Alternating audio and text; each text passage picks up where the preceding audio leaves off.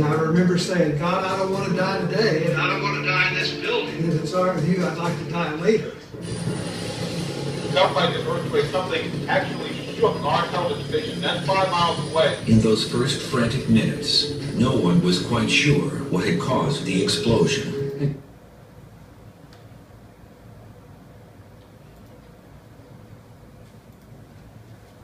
The Oklahoma City bombing was a horrific tragedy that affected not only the lives of Oklahomans but also of the United States. My purpose is to inform the audience about the history of the Oklahoma City bombing and how it affected the lives of the victims. We will be focusing on the bomber, on who the bomber was, why he did it, and how he did it. Timothy McVeigh was a man.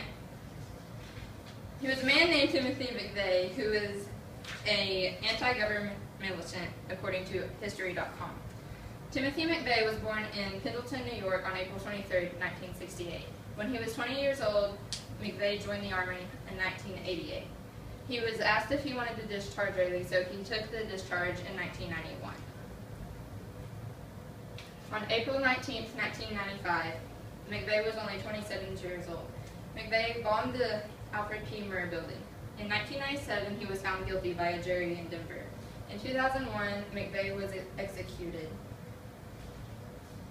He was executed by lethal injection in Terre Haute, Indiana,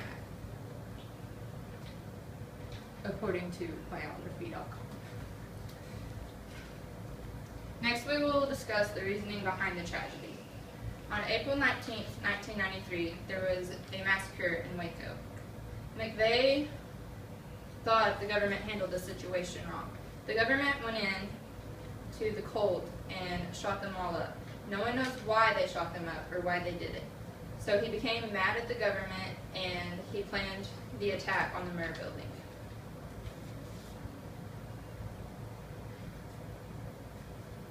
The 2-year anniversary of Waco was April 19, 1995. 75 people had died in Waco. The building housed regional offices of the federal agency. His way of getting back at the government was to bomb the Murrah building. Next, we will discuss how Timothy McVeigh planned to pull this off. McVeigh rented a Ryder truck. He parked the truck in front of the building, and he was accompanied by Terry Nichols. Nichols and McVeigh filled the truck up with diesel fuel fertilizer.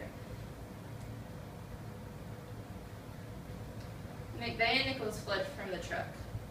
After they fled from the truck, minutes later at 9:02 a.m., the bomb exploded. The explosion took half of the side of the Murrah building off. 168 people had died in the Murrah building. Hundreds were injured, and it took the lives of 19 children under 6 years old. This map shows how many injuries by floor and the floor of the Murrah building. The red triangles represent death.